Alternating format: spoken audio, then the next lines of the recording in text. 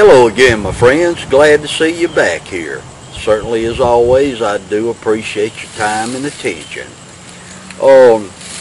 I'd like to make a few simple comments within the direction of the Second Amendment of the Constitution of the United States, the right to keep and bear arms by the American population.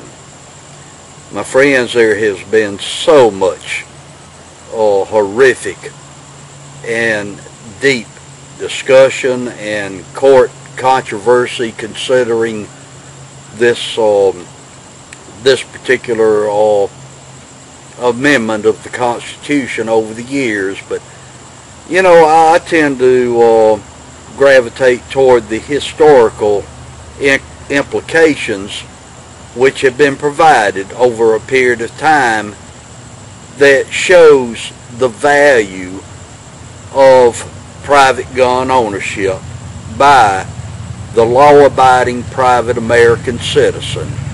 My friends, I'll go back first to World War II.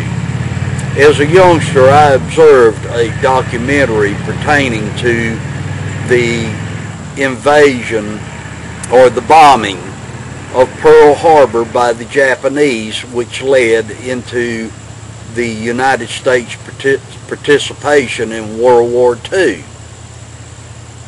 This documentary, I observed, interviewed several of the planners of the bombing of Pearl Harbor, the Japanese naval officials, and several of those Japanese naval officials indicated that there was a very sincere consideration of thought to leaving Pearl Harbor and sailing over to across the Pacific to the west coast of the United States and landing an invasion force upon the west coast of the United States. But those officials indicated at that time in American history, they knew that every household in the United States, more or less, had a double-barrel shotgun behind the kitchen door. These officials of the Japanese military indicated that they had absolutely no illusions about the Japanese military might defeating the American military, but they said, we knew we could not even begin to defeat the quality of guerrilla warfare which the American public would have waged upon us. We elected not to go there. To give you one other example, look at the Bolshevik Revolution in Russia back during 1919. Joseph Stalin led the peasants against the Tsar and his family to overthrow that government. Once the Tsar and his family were overthrown, Joseph Stalin turned to the Russian peasants and said, support the revolution, turn your guns in. What happened? The Russian peasants turned all of their firearms in. Once that was completed, Joseph Stalin turned and smiled and said, now you cannot do to me what you just did to the Tsar.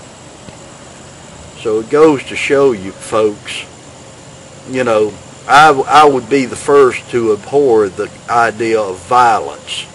But sometimes in order to protect ourselves against tyranny, we simply have the honest needs of a means to protect ourselves. You take that protection away, my folks, you know, it's a lost cause. We're simply lemmings going over the cliff. We don't have a choice. So yes, I'm very firmly for peaceful, law-abiding ownership of our firearms. In the long run, my friends, that may be our own salvation. And that's not just within the United States of America, but any country. take away the means for protecting our freedoms, our liberties, and what do we have? We can march, we can protest in the streets, but you got to have something to back those words up with and those actions. Well, okay, my friends, just remember, you be what you is, because if you be what you ain't, then you ain't what you is. And thank you so much for being here. Look forward to seeing you again. Thank you, friends. Bye-bye.